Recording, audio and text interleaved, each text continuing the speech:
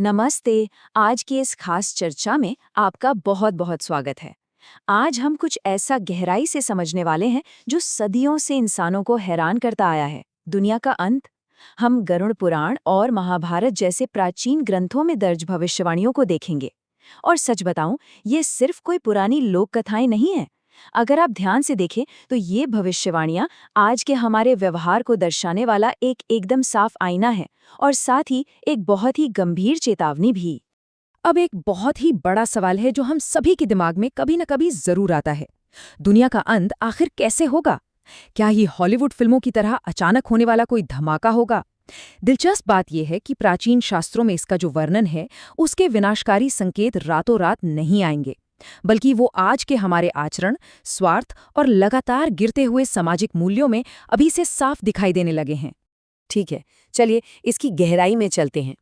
महाभारत के उस विनाशकारी युद्ध के ठीक बाद, जब सब कुछ शांत लग रहा था, तब भी युधिष्ठिर के मन में भविष्य को लेकर एक भारी उथल-पुथल मची थी।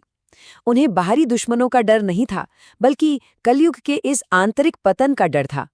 उनके सवालों का जवाब देने के लिए भगवान श्री कृष्ण ने पांचों पांडवों को एक रहस्यमय जंगल में भेजा। वहां उन्हें कलयुग के भविष्य को दर्शाने वाले 5 अलग-अलग बहुत ही गहरे प्रतीकात्मक दृश्य देखने थे। तो उस जंगल में युधिष्ठिर ने सबसे पहला दृश्य देखा, जो सच में काफी विचलित करने वाला था। कल्पना कीजिए, एक विशालकाय हाथी जिसकी एक नहीं बल्कि 2 सूंड है और वो बड़े बेदर्दी से पेड़ों को उखाड़ रहा है। श्री कृष्ण ने इसका जो अर्थ बताया, वो आज के समय पर बिल्कुल सटीक बैठता है।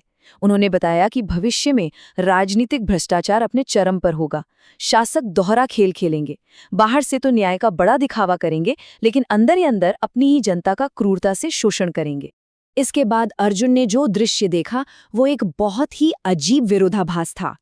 उन्होंने एक ऐसा पक्षी देखा जिसके पंखों पर पवित्र वेद लिखे थे, लेकिन वो मरे हुए जानवरों का मांस खा रहा था। जरा सोचिए, ये साफ तौर पर दिखाता है कि कैसे महान ज्ञान वाले विद्वान और गुरु पूरी तरह पाखंडी हो जाएंगे। उनका हृदय अपवित्र होगा और वो धर्म का इस्तेमाल सिर्फ और सिर्फ अपना बैंक बैलेंस और रुतबा बढ़ाने के लिए करेंगे। अब भीम ने जो देखा वो शायद सबसे ज्यादा परेशान करने वाला था। एक गाय जो ममता और प्यार का सबसे बड़ा प्रतीक मानी जाती है, वो अपने ही नवजात बछड़े को इतनी जोर जोर से चाट रही है कि वो बेचारा नन्हा बछड़ा लहू लुहान हो जाता है। ये अजीबोगरीब दृश्य मन में सच में एक बेचैनी पैदा कर देता है।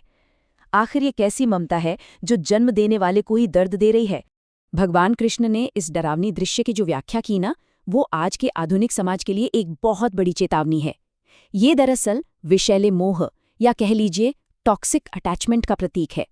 भविष्य में माता पिता का अत्यधिक प्यार और उनकी उम्मीदें बच्चों के लिए एक ऐसी जंजीर बन जाएंगी जो उनकी आत्मनिर्भरता को पूरी तरह कुचल देंगी। पारिवारिक रिश्तों के पतन की ये एक बहुत ही गहरी तस्वीर है। और ये अगला दृश्य इस बात को बहुत ही शानदार तरीके से समझाता है। सहदेव ने एक कतार में 7 कुएं देखे। आसपास के 6 कुएं पानी से लबालब भरे थे, लेकिन बीच का जो सबसे गहरा कुआं था, वो एकदम सूखा था। इसका सीधा सा मतलब है कि आने वाले समय में समाज में बाहरी चमक दमक और अथाह आर्थिक संपत्ति तो होगी, लेकिन लोगों के भीतर करुणा और हमदर्दी का कुआं पूरी तरह सूख जाएगा। पड़ोसी तकलीफ में होगा, लेकिन कोई उसकी मदद के लिए आगे नहीं आएगा। आखिर में नकुल ने जो देखा वो हैरान करने वाला लेकिन बहुत प्रेरणादायक था। पहाड़ से एक बहुत बड़ी चट्टान भयंकर तेजी से नीचे गिर रही है। वो अपने रास्ते में आने वाले बड़े बड़े पेड़ों को जड़ से उखाड़ फेंकती है। लेकिन आश्चर्य की बात देखिए, एक बहुत ही छोटे से नन्हे पौधे के पास आकर वो विनाशकारी चट्टान अचानक रुक जाती है। तो इसका मतलब क्या हुआ? वो छोटा सा पौधा दरअसल सच्ची भक्ति और आध्यात्मिक जुड़ाव का प्रतीक है। कलयुग में मनुष्य के पास चाहे कितनी भी दौलत या ताकत क्यों न हो, वो विनाश को नहीं रोक पाएगी। इस पूरी अराजकता के बीच केवल सच्ची भक्ति ही वो आखिरी सहारा है जो इंसान को बचा सकती है। महान पतन, गरुड़ पुराण की भविष्यवाणियां। इन प्रतीकात्मक दृश्यों से आगे बढ़कर अगर हम गरुड़ पुराण की भविष्यवाणियों को देखें तो हमारे सामने एक बहुत ही चौंकाने वाला आंकड़ा आता है, 20। जी हाँ, सिर्फ 20 साल। पुराणों के अनुसार जब कलयुग का पतन बिल्कुल अपने चरम पर होगा, तब इंसानों की अधिकतम उम्र घटकर सिर्फ 20 वर्ष रह जाएगी। इंसान का जीवन चक्र इतनी तेजी से सिकुड़ जाएगा जिसकी आज हम कल्पना भी नहीं कर सकते। और इससे भी ज्यादा हैरान करने वाली बात, 12 शारीरिक पतन का स्तर इतना भयंकर होगा कि महज 12 साल की छोटी सी उम्र में ही लोगों में बुढ़ापे के सारे लक्षण दिखने लगेंगे। बाल सफेद हो जाएंगे, बीमारियां शरीर को घेर लेंगी, और ये सब खराब जीवन शैली, कुपोषण और भयंकर तनाव का सीधा सीधा नतीजा होगा। अब सिर्फ शरीर ही नहीं, बल्कि पूरा का पूरा सामाजिक ढांचा भी चरमरा जाएगा। शास्त्रों की ये बहुत ही कठोर चेतावनी है कि समाज में आपसी विश्वास पूरी तरह खत्म हो जाएगा। विवाह और रिश्तों की पवित्रता का कोई मतलब ही नहीं बचेगा। लोग आध्यात्मिक और शारीरिक स्वच्छता तक छोड़ देंगे।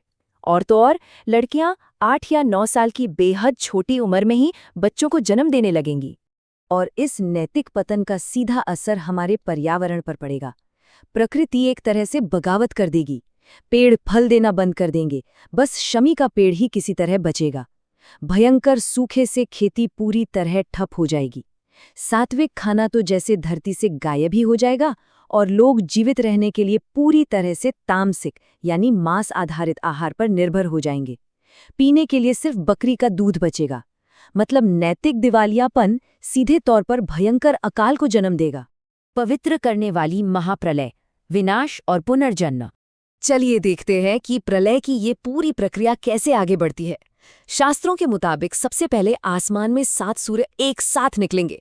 उनकी भयानक गर्मी से धरती का सारा पानी, नदियां, समुद्र सब सूख जाएंगे।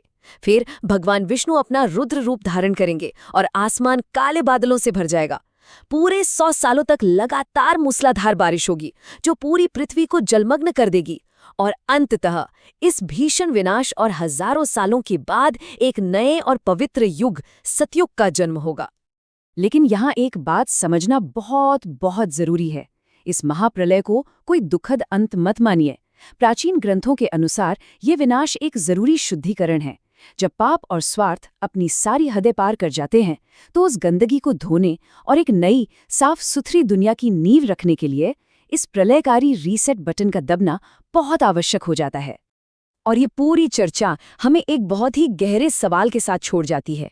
इस बढ़ते हुए अंधकार और स्वार्थ के बीच हमारे कर्म ही सब कुछ तय करेंगे।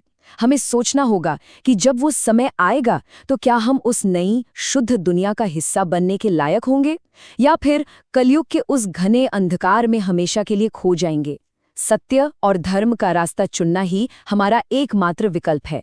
इस बारे में गहराई से जरूर सोचिएगा।